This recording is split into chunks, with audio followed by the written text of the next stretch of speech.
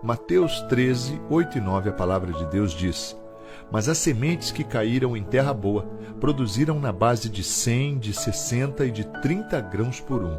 E Jesus terminou dizendo: Se vocês têm ouvidos para ouvir, então ouçam.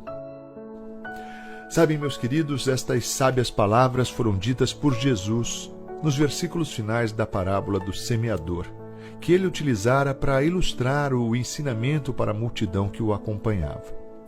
Então, ele apresenta os locais onde as sementes foram lançadas.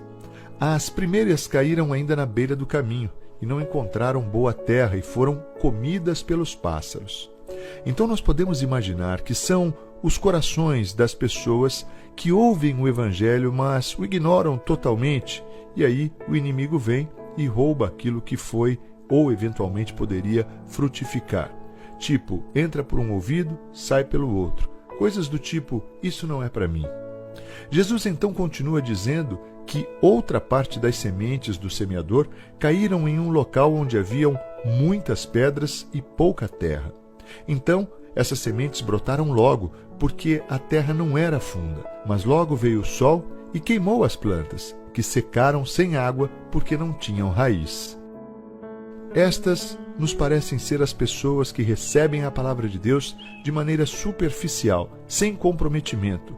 Suportam até a primeira dificuldade e logo que surgem as lutas, elas desanimam e se afastam, porque não têm raiz, não têm um vínculo, não têm relacionamento com Deus, não têm profundidade.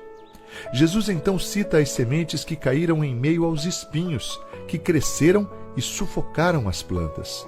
Estas nos fazem pensar naqueles que recebem a palavra com alegria, mas o engano do mundo e das riquezas, além do medo de abrir mão de algo, os sufocam. Parece que Jesus se refere a pessoas que aderem ao reino de Deus esperando obter algum ganho, ou pelo menos não perder nada. O coração espinhoso é aquele que tenta até se comprometer com o reino, mas sem abandonar a velha vida, os velhos hábitos, as práticas do mundo. Por fim, Jesus fala, como lemos inicialmente, da terra boa, a terra que recebe a semente e produz a base de 100, 60 e de 30 grãos por um.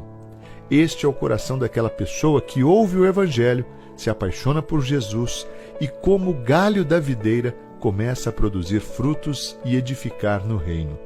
Se compromete com amor ao próximo, entendendo que no reino de Deus o crescimento é coletivo e nos está disponível em abundância paz e alegria em Jesus.